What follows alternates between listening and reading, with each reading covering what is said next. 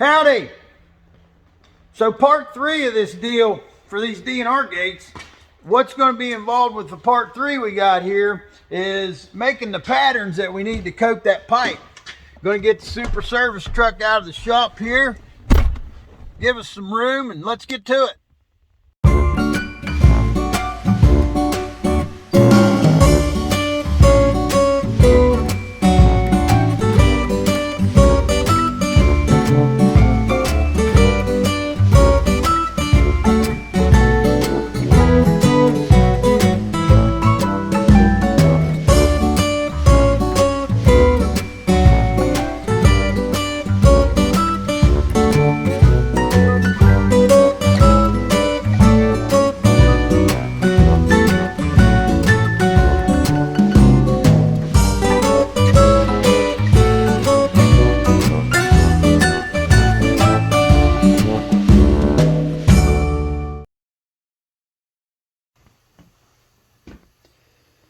Getting our cope figured out where this 4-inch goes into this 6-inch at 90 degrees, that's pretty simple. Got that done. Got a pattern made for it. Next, we got to figure out the cope right there and right there on this angle. First thing I'm going to do to get there is I'm just going to set up something that's 90 degrees. And what I mean is, if I've got my, imagine my 4-inch pipe gate going this way. Then I've got a 4-inch pipe gusset that goes this way. Well, I got to get that layout figured out. And in order to do that, the first thing I'm going to do is I'm going to come up with something that's exactly 90 degrees. Because I've got to get this 6-inch pipe and that 4-inch pipe 90 degrees from one another. Now, you might think when you look at that straight edge I've got laying there that I'm using that to mark my 4-inch pipe. That's not what I'm doing yet. Well, all I'm doing right now is getting set up on 90 degrees. So what I've done is I've made a straight soapstone line on the table. It runs. Everything starts with one straight line. Next thing I did, right here, I've made a mark 90 degrees from that straight mark. Then 4 foot from that mark I made to right here, exactly 4 foot, you see another soapstone mark right at the end of my fingernail. So it's 4 foot from right there to right there. And the way I'm going to square this up is by drawing a triangle. 3 foot, 4 foot, 5 foot. Some people call it 3, 4, 5. It's just a perfect triangle that shows you that you're 90 degrees. If you're doing something fairly small, you could lay out 90 degrees with your framing square or something like this. When you get into something bigger, you're going to want to think about using some sort of a technique like this where, you know, it's made bigger so you can be a little more accurate. But one of the things I do to do this is, if you look at my 6-foot aluminum straight edge right here, you might see that I've got Sharpie marks on it. There's a Sharpie mark there. There's another one down there. Those 2 Sharpie marks on the back side of my 6-foot straight edge are exactly 5 feet apart. If you look at my 4-foot straight edge right here, there's a Sharpie mark right there, and there's another Sharpie mark down here. Those 2 Sharpie marks on the back of my 4-foot straight edge are exactly 3 foot apart. What this does to help me set up something that's 90 degrees is I already have made a straight line. Every layout starts that way. Then I made marks that go from right there to right there. I know is exactly 4 foot. Down there, I've lined up my Sharpie mark with that mark, so I know that it's 5 foot to right here. Now I take my 4-foot straight edge with the Sharpie marks that are 3 foot apart. I'll put that right there at the intersection, like that. When I come down here, trying to show you the way I'm getting the intersection of these 2 marks. And it means that, meaning I'm exactly 3 foot from right here to right here. So now I've got it. All I got to do is take my soapstone and make a mark along the edge of that straight edge right there, and then get my pipe parallel with that line, and then I know that I have 90 degrees, a 90 degree line from right there. So I've got my 2 lines that are 90 degrees, and the next part would be making sure I've got this 6-inch pipe parallel with that 90 degree line. You can see right there where I made a little Sharpie mark on that square. So when the square's sitting on the table, that tells me how far this pipe is from that line.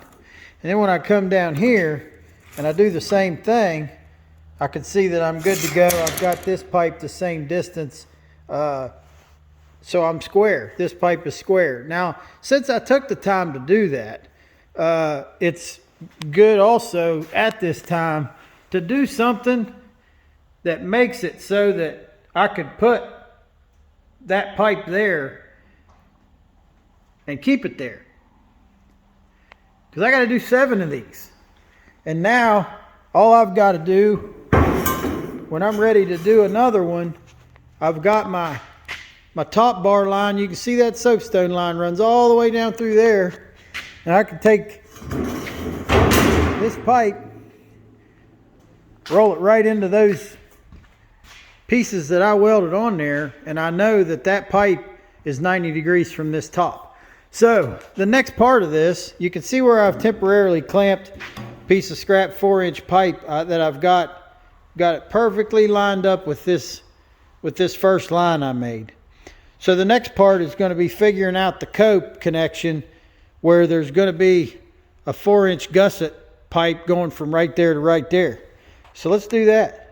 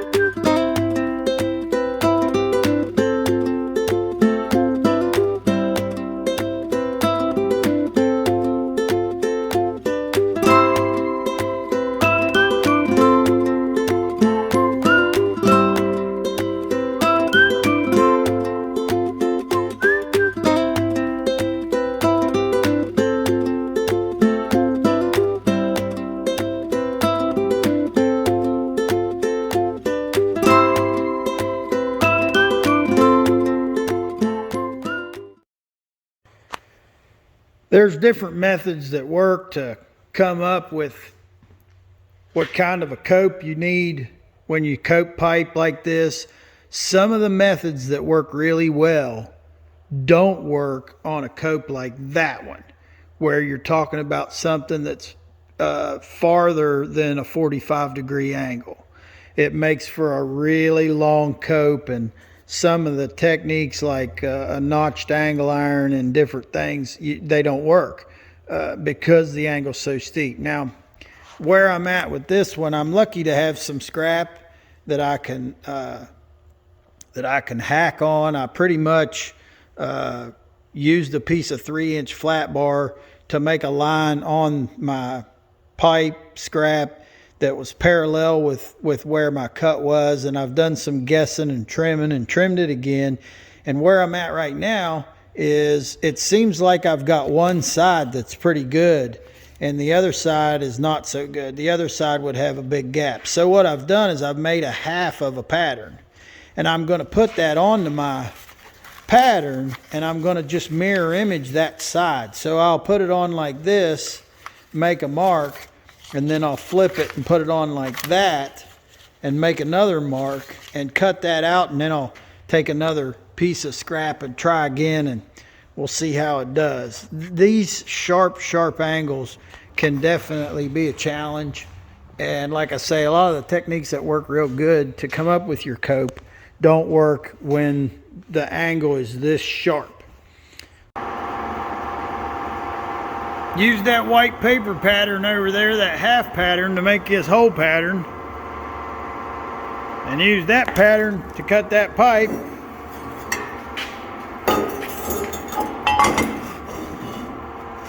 I'm loving it. Moving on. So this other cope that I need to get marked, it would be a little bit normal. A little bit more normal than that super sharp one up there that's more than 45 degrees. And one of the more traditional methods, like marking it with a piece of angle iron, would work to mark the cope on it. And what I'm pretty much going to be doing is I'll put a notch in the angle iron on the same side of the angle iron as I have this sharp point right here. I'll put a notch in it with a grinder, and I'll put my soapstone in that notch. Well, this angle iron, by its shape, kind of keeps itself pretty straight with that pipe, and then I'm just going to follow with that sharp point and mark at the same time.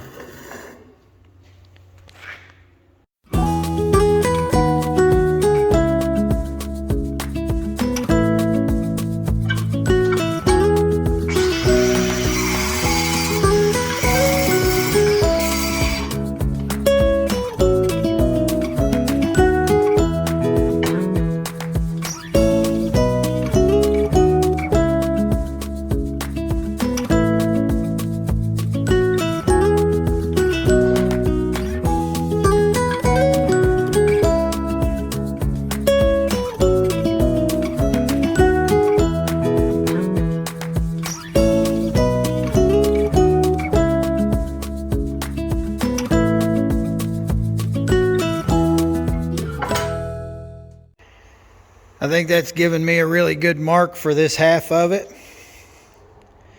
And of course, it's easy to make a half pattern and fold it over to make the whole pattern.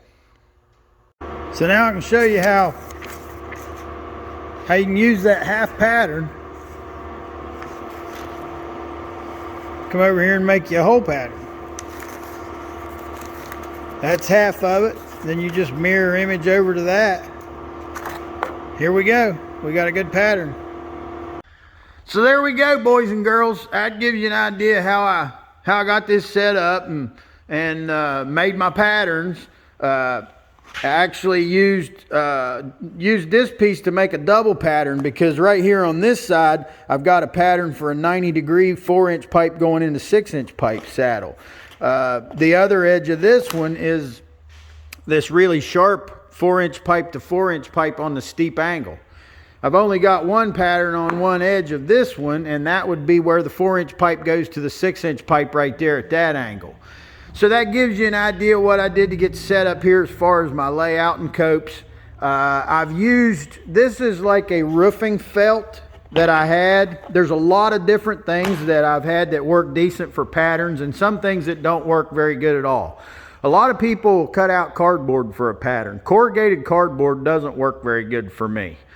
When you put it on something and make a line, it's too soft and it's bumpy, and it never works out that great. This roofing felt, this is felt like you'd put underneath the shingles. It works really good if you got some of that. The kind of boxes like a beer box or boxes that pop comes in, or the thinner cardboard that's not corrugated does a decent job. And there's different things you can use. Find out what works for you, but that's it for the layout portion of this, and that's it for part 3 on these Dnr Gates, guys. So stay tuned for part 4, and thanks for watching.